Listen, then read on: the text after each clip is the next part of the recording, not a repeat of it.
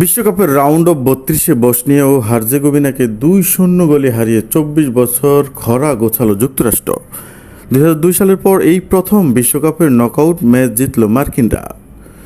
ম্যাচের প্রথমার্ধে ফোলারিন বালুগুনের গোলে এগিয়ে যায় যুক্তরাষ্ট্র, তবে দ্বিতীয়ার্ধে তারিক মুহারিমুসিবের সঙ্গে সংঘর্ষের ঘটনায় সরাসরি লাল কার্ড দেখে মাঠ ছাড়েন বালুগুন।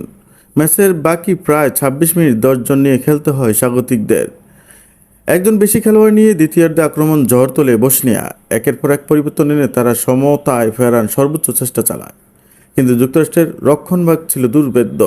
বহু সুযোগ তৈরি করেও গোলের দেখা পায়নি বসনিয়ারা। ম্যাচের 82 মিনিটে দুর্দান্ত এক বাঁকানো ফ্রি কিকে ব্যবধান দ্বিগুণ করে মালিক টিলম্যান। তার সেই অনবদ্য গোলেই জয় নিশ্চিত হয় যুক্তরাষ্ট্রের। এর আগে অবশ্য আরেকবার যুক্তরাষ্ট্র বল জালে জড়িয়েছিল, সেবার অফসাইডের বাঁশি বাজায় রেফারি। এই জয় শেষ 16-তে উঠে এসেছে স্বাগতিক যুক্তরাষ্ট্র। আগামী সোমবার শিয়াউটে রাউন্ড অফ 16-এ তাদের প্রতিপক্ষ হবে বেলজিয়াম। তবে সেই ম্যাচ লাল কার্ডের কারণে খেলতে পারবেন না বালুগুন।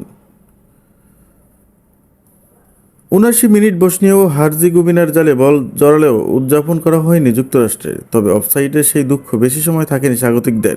3 মিনিট পরেই দুর্দান্ত এক ফ্রি কিকে স্কোর লাইন দ্বিগুণ করেছে যুক্তরাষ্ট্র। ম্যাচের 82 মিনিটে বক্সের বাইরে থেকে নেওয়া ফ্রি কিক নিখুঁতভাবে জালে পাঠান মালিক টিলম্যান। বলটি ক্রসবারের নিচ দিয়ে জালে জড়িয়ে পড়ে। বসনিয়ার গোলরক্ষক বল ছুঁতে পারলেও সেটি ঠেকানোর কোনো সুযোগ ছিল না। টিলম্যানের চোখ দাদানো এই গোলে ম্যাচে 2-0 ব্যবধানে এগিয়ে যায় যুক্তরাষ্ট্র।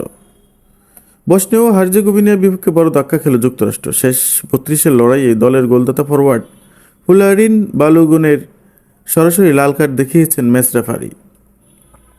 ঘটনাটি ঘটে ম্যাচের দ্বিতীয়ার্ধে। প্রতিপক্ষের সঙ্গে বলের লড়াইয়ে জড়িয়ে পড়েন বালুগুন। বসনিয়ার রক্ষণের তারকা নিহাদের সঙ্গে সংঘর্ষে জড়িয়ে পড়েন যুক্তরাষ্ট্রের ফরওয়ার্ড বালুগুন।